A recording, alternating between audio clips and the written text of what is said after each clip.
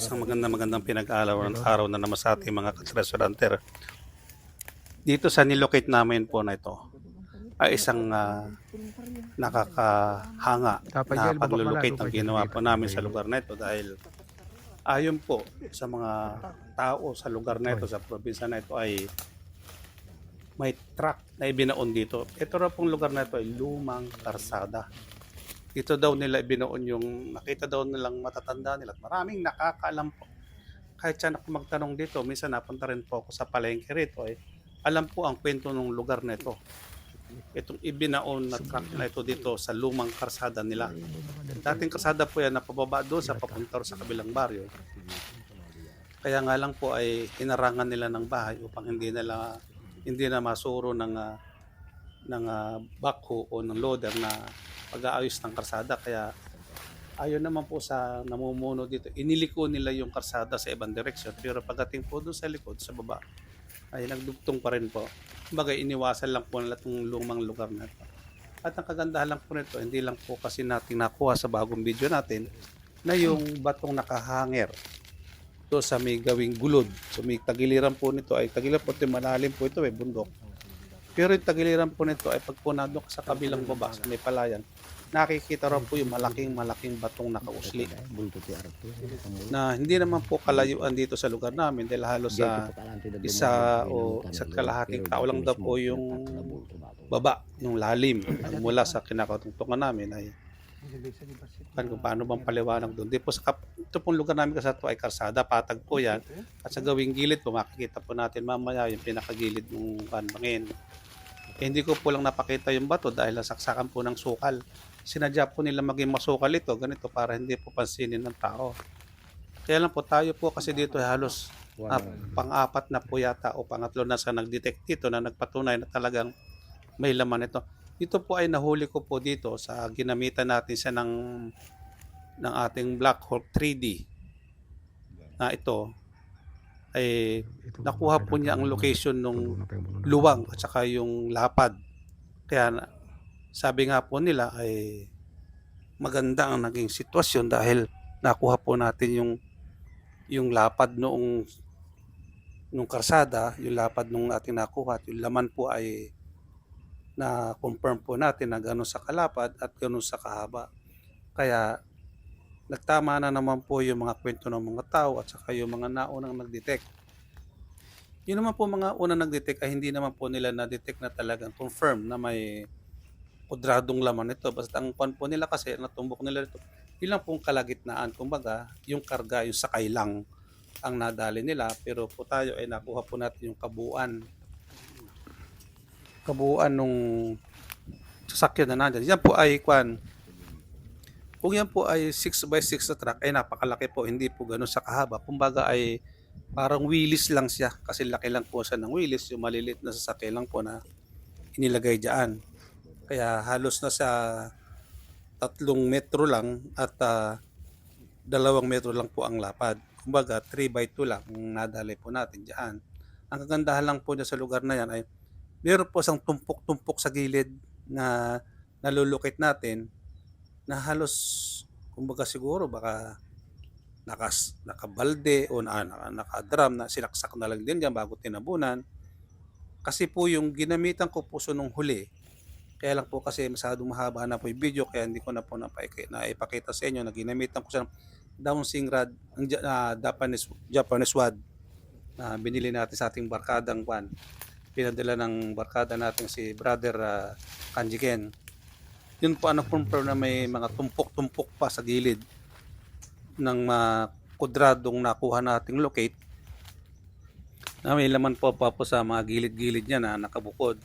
Ang gandahan lang po niyan, yung pong isang tumpok po na nakuha ng ating Japanese wad ay kuwan po siya, puro diamond.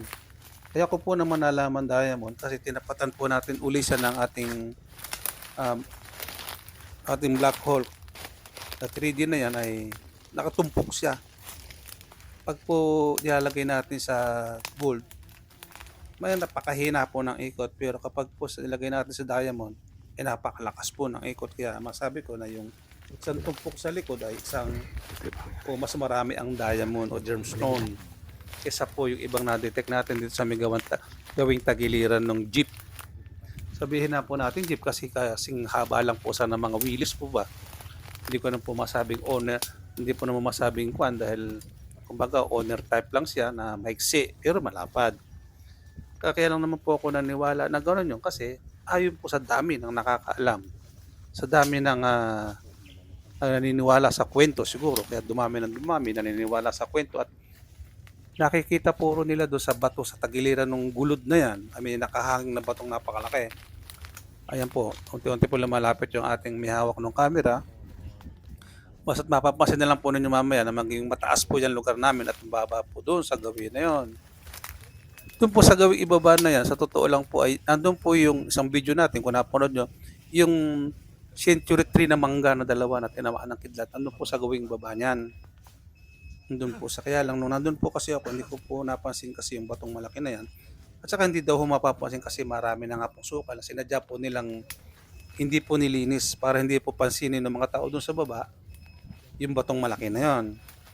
Kaya po pagbalik ko po at pagsunod na paggawa uli natin ng video rito ay gagawin po natin na makita.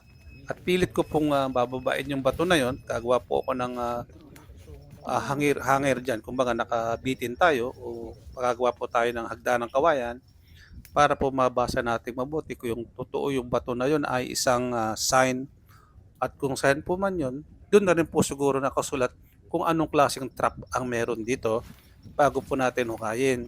Malalaman naman po kasi naniniwala ko na ang singawan niya o may butas po yan doon sa gawing gulod na yun sa may kwan. Dahil pag lumalapit po ako sa may gawing bangin, talaga napakalakas po ng ikot. Yan po sa may gawing likuran ko na halos. Mayroong kan dyan eh. Ayan, dyan po sa lugar na yan ay pag gumagaway po ako sa may gilid ng bangin na yun, lumalakas po ang ikot. Ibig sabihin po ay mayroon siyang singawan doon. Nandun po ang malakas na labas ng aura ng ginto. Nandun po, yun po ang isang, kaya ko po pilit na pinalilinis yan pagbalik ko. Nandun po yung butas, sigurado po yan ay, sa labas yun ay butas na maliit, pero pag tinanggal po natin takip doon ay napakaluwang. Kaya hindi naman po natin sa pwedeng shortcutin doon dahil baka pinasok na ng ahas. Kaya ang gagawin lang po natin dito ay yung likod. Umpisahan po natin sa likod. Hindi po sa ibabaw ang pagbubukas na gagawin ko rito. Dahil po pag sa ibabaw yan at nabawasan sa ibabaw, nadukot, baka may laman po sa ilalim ng gulong na 18? sa ikapapahamak po natin. Ayan po, nung nagamit po natin yun, pinalitan ko po ito ng ibang gadgets natin na ito po yung ating Black Hawk na siya naman magko-confirm talaga kung parehas ang tama nila at yung lalim. Ganyan po ang ginagawa kong pagtatrabaho. Kanina po kasi pagka pinakita ko pa kung paano ginamit ko doon sa ating dowsing rod, hindi ko na po pinakita sa inyo at yung sa paggamit po natin ng dowsing rod kasi ay nagkakasabit-sabit puro sa mga sanga. Kaya hindi ko na po pinakita dahil parang naging pangit ang naging resulta dahil sabit na sabit sa mga sanga. Kaya ganyan ginawa ko ngayon ay ito na po ang kinuha natin, sinukat na po natin sa malalakas natin. Miski yung gawing likuran po niya ng video na ito ay hindi ko na rin po naipakita yung paggamit ng ating Japanese rod dahil napakadamo po, natatakot po kasi ako magtagal na ganyan at tumayong ganyan sa gawing dulo na yon baka po kasi may ahas o baka may kasi noong lugar po na yan sa gawing baba po kasi na may palaya na may mga ilang daga akong nakita baka alam mo naman ang daga baka yan hinahabol ang ahas o tayo ang pagbalingan sa bagay ang ahas pag ganyan namang marami tayo at na malakas na rin nila maraming boses na nagsasalita takot yan lumalayo kaya lang ang kinukan ko dyan baka yung hindi lumayo matapakan ko ako'y nakachinelas lang dahil yung aking bota po ay naiwanan sa aming sakyan kasi ang sabi ay maayos naman at patag, hindi namang basa. Hindi po ako nagsuot ng bota. Nung pala, madamo. At nung nandiyan na kami, tsaka nila kinuwento talaga sadyang hindi nila tinatabasan ito maliban nga lang sa bagay naniwala po ako dahil sa maliban po sa lugar na ibang na sa gilid po niyan, talagang malinis naman. May damo din pero hindi po ganyan kakapal. Kumbaga, yan, munting gubat na talagang sinadyang hindi tinabasan. Yan po ang mga taong kasama natin ay talagang mababait at naniniwala din po talaga. Yung po isang tao diyan na, siya na po ang may-ari ng lupa diyan at, siya na rin po ang, tumawag sa atin. Ang kagandahan po rito ay meron po siyang, backhoe na makukuha. Kaya nagtiwala po kasi ayoko na po nung puro ako lang locate tapos wala naman pong hukay, wala pong mangyayari sa atin kung gano'n. Wala pong asesong mangyayari, wala po tayong, hinahanap pagka gano'n. Pagkuha lang tayo puro video, gano'n lang mangyayari sa atin.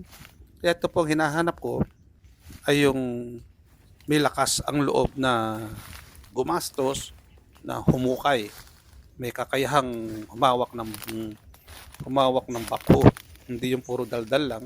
Kasi kawawa naman po tayo, dumayo tayo sa ganitong malayong lugar, tapos puro locate lang. Uuwi rin po akong wala, nagkataon.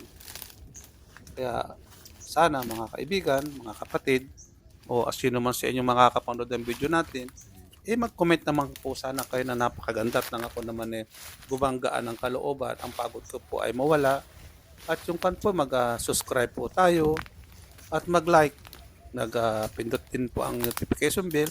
Dahil po yan, napakalaking tulong na po ninyo sa akin sa ating pagsisikap na ganito, maubsan o mabawasan ang ating pagod. Pag nakikita kong marami po nanonood, tumataas po ang views natin, dumadami po ang like natin at subscriber, nawawala pong pagod ko pag uwi ko dito sa aking bahay.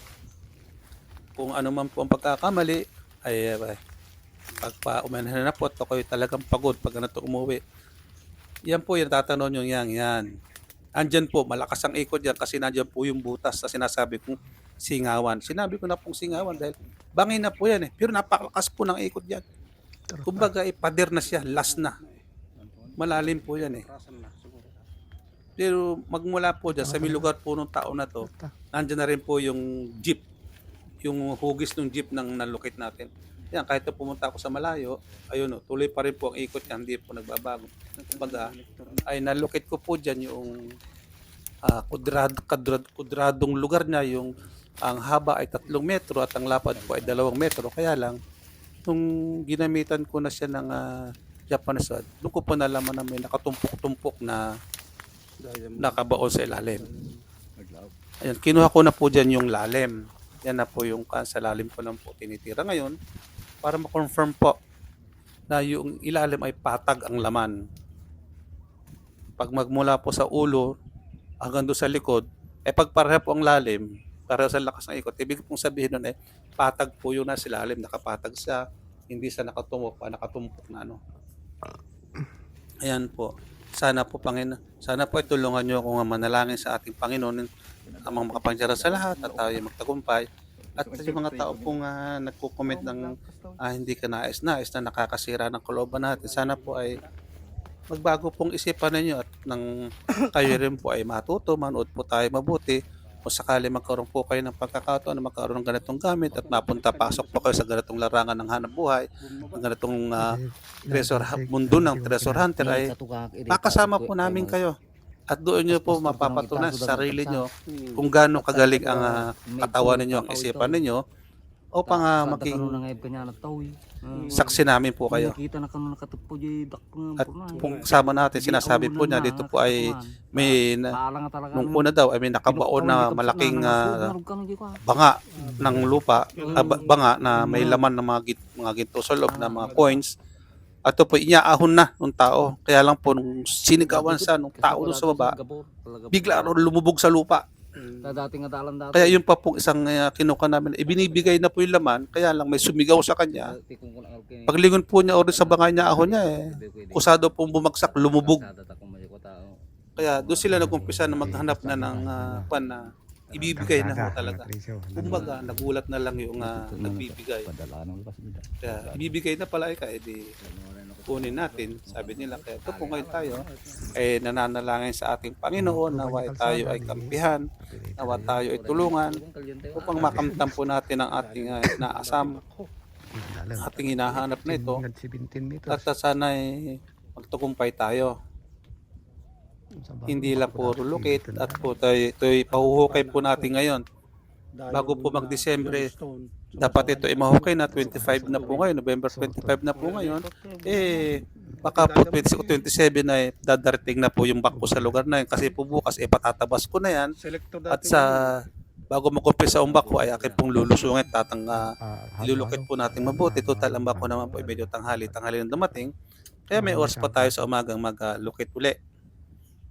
Sure po natin kung saan dapat umpisahan at bago hukayin sa party pong ito, mga kaibigan, mga kapatid, ay nagpapasalamat po ko sa inyo, sa inyong suporta at sa lahat ng ating mga kaibigan at mga kasama sa hanap buhay ng Pag-treasure Hunter.